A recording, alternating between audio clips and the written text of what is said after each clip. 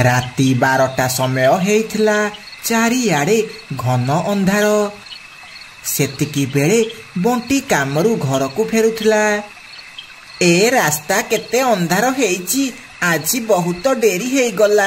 आसला बेलकू जाउची जल्दी जल्दी घर को जीवी, बहुत जोरे भोक भी कलानी।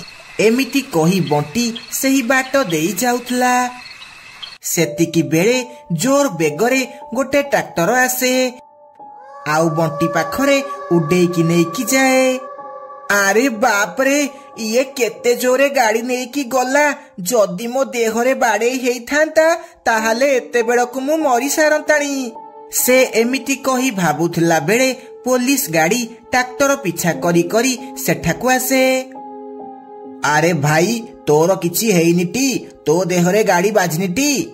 ना ना सर, मो देहरे बाजनी। जदि बाजी थांता आउ कोन मु बंची थांती। तो भाग्य भल, तू आज बंची गलु, नहले जीए से ट्रैक्टर आगकू आसीची से एबे जाए बंचिनी। ए ट्रैक्टर एबे जाए 100 रु अधिक पक्षी मानकू मारी सारिलाणी।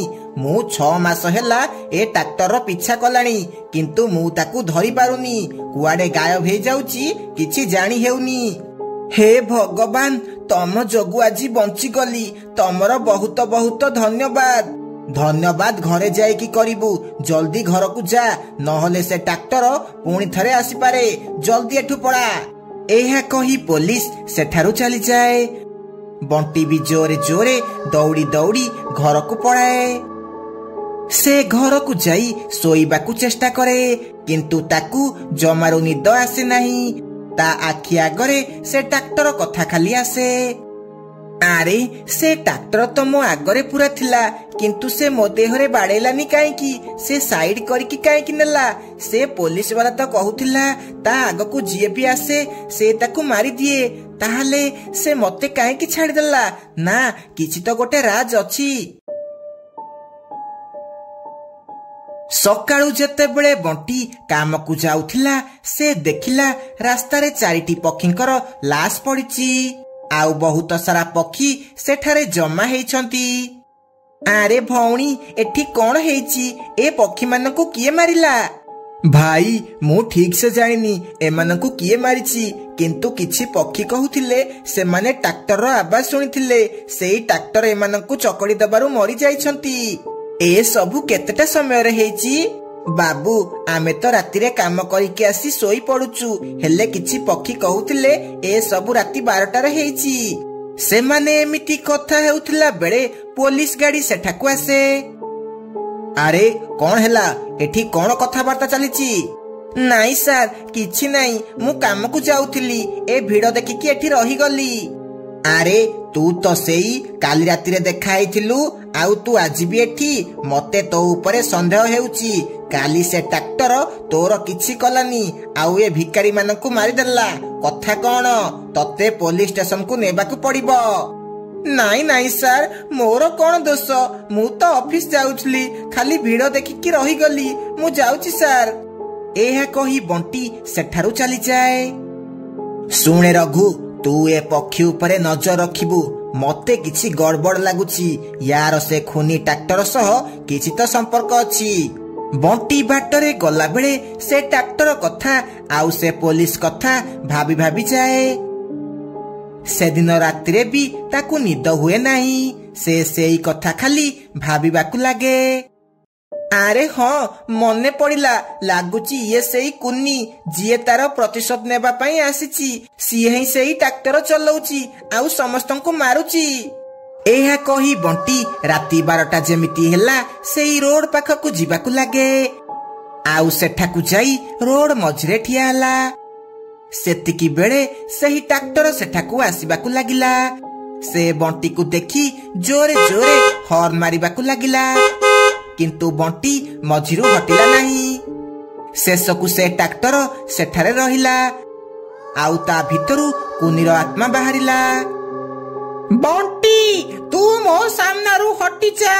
मते मो प्रतिशोध पूरा करिबाकू दे। नाई कुनी, तू सेमिति करेनी। तू निर्दोष पक्षी मानकू कोन पई मारुचू? नाई बंटी, मु काहाकू भी छाड़ीबिनी। मु जेते बेले बैंक रु पैसा नहीं आसुथिली से चोर माने आसी मो पैसा नहीं गले आउ ट्रैक्टर चढ़ेई मते मारी देले मते केही भी बंचिया पई आसलेनी सेथि पई मु काहाकू भी छाड़ीबिनी समस्तंकू मारी देबी। एहा कही कुनीर आत्मा बंटी को धक्का देई ता ट्रैक्टर नहीं सेठारु चली जाए। सेतिकी बेले से पुलिस वाला सेठाकू आसे। मु आजी जानी गली तू से अपराधी नुह आउ मु तमर सब कथा सुनिली आमकू से भूत चढ़ेर आत्मा को शांति करने को पड़िबो। मु जणे तांत्रिक को जानिची चाले तांको पाखकू जिबा। तापरे से पुलिस बंटी को नहीं तांत्रिक पाखकू जाए आउ ताकू जाई सब कथा कुहे। हौ ठीक अछि तमे माने व्यस्त हुअनी मते से जगह को नहीं जाओ जोठी से ट्रैक्टर आसुची मु सब ठीक कर देबी। तापरे से माने समस्ते जाई से रोड ऊपर ठिया ही जानती। किछि समय परे से भूतिया ट्रैक्टर सेठाकू आसे। तांत्रिकता शक्ति द्वारा से ट्रैक्टर को रोकी दिए।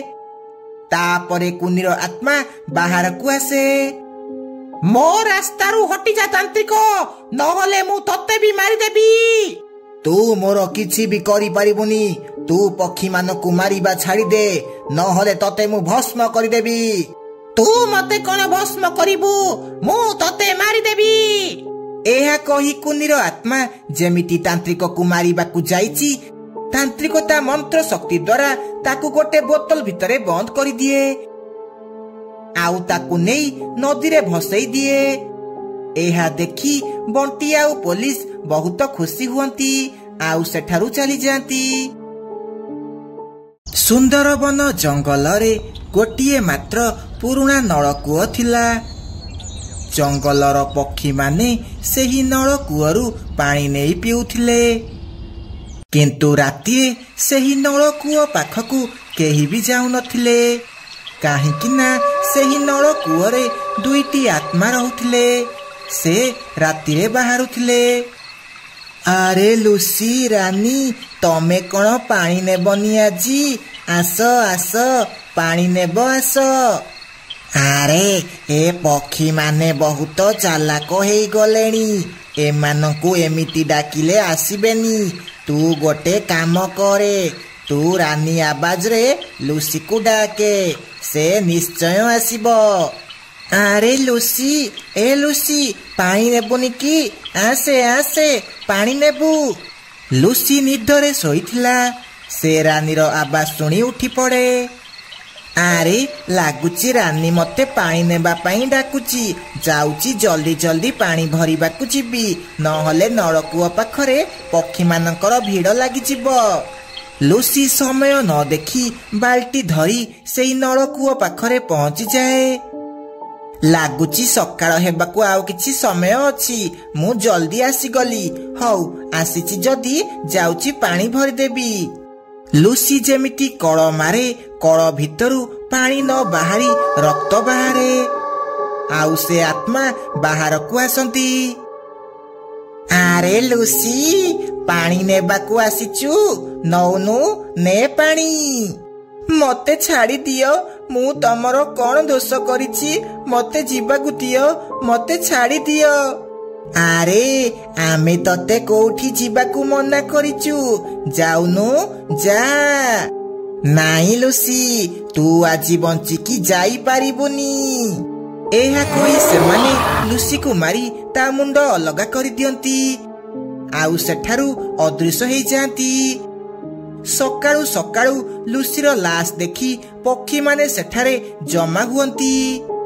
ए भूत माने तो बहुत आतंक कलेनी मु समस्तंकु मना करिथिली केही भी रात्रिए ए नलकूଅ पाखकू आसीबनी बोली किंतु केही भी मो कथा सुन। हेइटी देख लुसी आसिला आउ मला आजिठू केही भी रातिरे एठाकू आसीबनी। जमीदारंको कथा सुनी समस्ते सकाळे पानी नेले केही भी रातिरे सेही नलकूଅ पाखकू आसिले नाही। गोटिए दिन रातिरे लिट्टू नामरे गोटिए सुआ सेही जंगल बाट देई जाउथिला। बहुत जोरे शोष कलानी कोठी जदि पानी मिल जाता ताहले बहुत भल हुअंता। ସେତିକି ବେଳେ ତାର ନଜର ସେହି ନଳକୂଅ ଉପରେ ପଡ଼ିଲା। ସେ ସେହି ନଳକୂଅ ପାଖକୁ ଗଲା। ହେ ଭଗବାନ, ତମର ବହୁତ ବହୁତ ଧନ୍ୟବାଦ। ଏତେ ରାତିରେ ଗୋଟେ ନଳକୂଅ ମିଳିଗଲା। ଯାଉଛି ମନ ଭରିକି ପାଣି ପିଇବି। ଏହା କହି ଲିଟୁ ଶୁଆ ଯେମିତି କଳ ମାରିଛି, ସେ କଳ ଭିତରୁ ସେ 2 ଜଣ ଆତ୍ମା ବାହାରକୁ ଆସନ୍ତି। ତତେ ବହୁତ ଜୋରେ ଶୋଷ ଲାଗୁଛି ନା? ଆସେ ଆସେ, ମୁଁ ତୋ ପାଇଁ ପାଣି ମାରିଦେବି। ଆସେ ପିଇବୁ, ଆସେ। ଆରେ ଇଏ ତ ଗୋଟେ ଭୂତ। ହେ ଭଗବାନ, ମତେ ରକ୍ଷା କର, ମତେ ରକ୍ଷା କର, ମତେ ଭୂତ କବଳରୁ ରକ୍ଷା କର। ତତେ ଆମଠୁ କେହି ବି ବଞ୍ଚେଇ ପାରିବନି। ହା ହା ହା ହା ହା। ଏହା କହି ସେମାନେ 2 ଜଣ ସେ ଶୁଆକୁ ମାରିଦିଅନ୍ତି ଆଉ ସେଠାରୁ ଅଦୃଶ୍ୟ ହେଇଯାଆନ୍ତି। ସକାଳୁ ଆଉ ଗୋଟିଏ ଲାଶ ଦେଖି ଜଙ୍ଗଲର ପକ୍ଷୀମାନେ ବହୁତ ଡରିଯାଆନ୍ତି। ଲାଗୁଛି ଇଏ ଆମ ଜଙ୍ଗଲର ନୁହଁ, ଇଏ ବୋଧେ ନଳକୂଅକୁ ରାତିରେ ପାଣି ପିଇବାକୁ ଆସିଛି। ସେତିକି ବେଳେ ଏଠି ରହୁଥିବା ଆତ୍ମା ୟାକୁ ମାରି ଦେଇଛି। ଜମିଦାର ଆଜ୍ଞା, ଆମକୁ ଏହାର କିଛି କରିବାକୁ ପଡିବ, ନହେଲେ ଏମିତି ନିରୀହ ଜୀବନ ଚାଲି ଯାଉଥିବ। ଆରେ ଆମେ କଣ ବା କରିପାରିବା? ଆମେ ଏ ଆତ୍ମା ମାନଙ୍କୁ ପାରିପାରିବାନି। ବାସ୍ ଗୋଟେ କଥା ମନେ ରଖ, ଆମ ଜଙ୍ଗଲର କୌଣସି ପକ୍ଷୀ ରାତି ହେଲେ ଏଠାକୁ ଆସିବନି। ଏମିତି କିଛି ଦିନ ବିତିଗଲା। ଗୋଟିଏ ଦିନ ମିନୁ ଚଢ଼େଇ ଆଉ ସୋନୁ ସେଇ ଜଙ୍ଗଲକୁ ରହିବାକୁ ଆସନ୍ତି। ଶୁଣ, ତମେ ଏ ଜଙ୍ଗଲକୁ ନୂଆ ଆସିଛ। ତମେ ଭୁଲରେ କେବେ ବି ରାତିରେ ସେହି ନଳକୂଅ ପାଖକୁ ଯିବନି। ରାତି ହେଲେ ସେ ନଳକୂଅରୁ 2ଟି ଭୂତ ବାହାରୁଛନ୍ତି, ଆଉ ଯିଏ ସେ ନଳକୂଅ ପାଖକୁ ଯାଉଛି ସେମାନେ ତାକୁ ମାରି ଦଉଛନ୍ତି। ଏହା କହି ଜମିଦାର ସେଠାରୁ ଚାଲିଯାଏ। ଆରେ ସୋନୁ, ଏଇଟା କଣ ସତ? ଜମିଦାର ବାବୁ ଯାହା କହିକି ଗଲେ, କଣ ସତରେ ସେଠି ଆତ୍ମା ରହୁଛି? ଆରେ ସେମିତି କିଛି ବି ନାହିଁ, ଏସବୁ ମିଛ କାହାଣୀ। ତୋର ଏସବୁ କଥା ଭାବିବା କିଛି ଦରକାର ନାହିଁ। ରାତିରେ ନଳକୂଅରୁ ଜୋରେ ଜୋରେ ପାଣି ମାରିବାର ଶବ୍ଦ ଶୁଭାଯାଏ। ସୋନୁର ନିଦ ଭାଙ୍ଗିଯାଏ। ଆରେ ଏତେ ରାତିରେ ଜୋରେ ଜୋରେ ନଳକୂଅରୁ କିଏ ପାଣି ବାହାର କରୁଛି? ଯାଉଛି ଦେଖିକି ଆସିବି।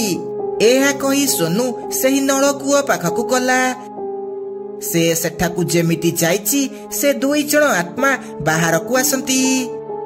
ତାହେଲେ ତୁ ତୋର ମରିବାର ଶବ୍ଦ ଶୁଣି ଏଠାକୁ ଆସିଛୁ? ଏଇଟା ହେଉଛି ଆମ ନଳକୂଅ। ଏଠିକି ଯିଏ ଆସିବ ଆମେ ତାକୁ ମାରିଦେବୁ। ବଞ୍ଚାଅ ବଞ୍ଚାଅ, ମତେ ଡାହାଣୀ କବଳରୁ ବଞ୍ଚାଅ। ମିନୁ, ତୁ କୋଉଠି ଅଛୁ? ଜଲ୍ଦି ଆସେ, ଏମାନେ ମତେ ମାରିଦେବେ। ସୋନୁର ଆବାଜ ଶୁଣି ମିନୁର ନିଦ ଭାଙ୍ଗିଯାଏ। ଆରେ ଇଏ ତ ସୋନୁର ଚିତ୍କାର। ସୋନୁ, ସୋନୁ, ତମେ କୋଉଠି? ଏହା କହି ମିନୁ ସେହି ନଳକୂଅ ପାଖକୁ ଯାଏ। ସେଠି ଯାଇ ସେ ଦେଖେ ସୋନୁକୁ ସେ ଆତ୍ମା ମାନେ ମାରିବାକୁ ଯାଉଛନ୍ତି। ରହିଯା ରହିଯା, ମୋ ସ୍ୱାମୀକୁ ମାର ନାହିଁ, ତାକୁ ଛାଡ଼ି ଦିଅ। ଆମେ ତମର କଣ ଦୋଷ କରିଛୁ? ଆମେ ବି କାହାର କିଛି ବି କରିନଥିଲୁ। ତାହେଲେ ଆମକୁ କାହିଁକି ମାରିଲ? ଏବେ ଇଏ ବି ମରିବ, ଆଉ ତୁ ବି ମରିବୁ।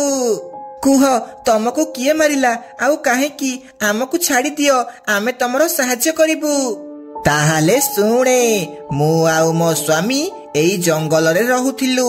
ଆମେ ଏଇ ନଳକୂଅରୁ ପାଣି ନେଇ ତାକୁ ବୋଟେଲରେ ରଖି ବିକୁଥିଲୁ। ଏମିତି ଆମେ ପାଣି ବିକି ବିକି ବହୁତ ଧନୀ ହେଇଗଲୁ। ଆମକୁ ଧନୀ ହେବାର ଦେଖି ଜମିଦାର ଆଉ ଜଙ୍ଗଲର ପକ୍ଷୀମାନେ ସହିପାରିଲେନି, ଆଉ ଆମକୁ ମାରି ଏଇ ନଳକୂଅ ତଳେ ପୋତିଦେଲେ। ସେହି ଦିନଠୁ ଆମ ଆତ୍ମା ପ୍ରତିଶୋଧ ନେବା ପାଇଁ ଘୁରି ବୁଲୁଛି। ତମ ସହ ଯାହା ହେଲା ବହୁତ ଖରାପ ହେଲା। ମୁଁ ସେ ଦୁଷ୍ଟ ମାନଙ୍କୁ ଉଚିତ ଶାସ୍ତି ଦେବି, ଆଉ ତାପରେ ତମ ଆତ୍ମା ଶାନ୍ତି ପାଇବ। ସବୁ କଥା ଶୁଣି ସାରିଲା ପରେ ମିନୁ ଯାଇ ପୋଲିସକୁ ସବୁ କଥା କହିଲା। ପୋଲିସ ଜମିଦାର ଆଉ କିଛି ଗାଁ ଲୋକଙ୍କୁ ନେଇ ଜେଲରେ ବନ୍ଦ କରିଦେଲା। ଆଉ ଏମିତି ସେ ସ୍ୱାମୀ ସ୍ତ୍ରୀଙ୍କ ଆତ୍ମାକୁ ମୁକ୍ତି ମିଳିଗଲା।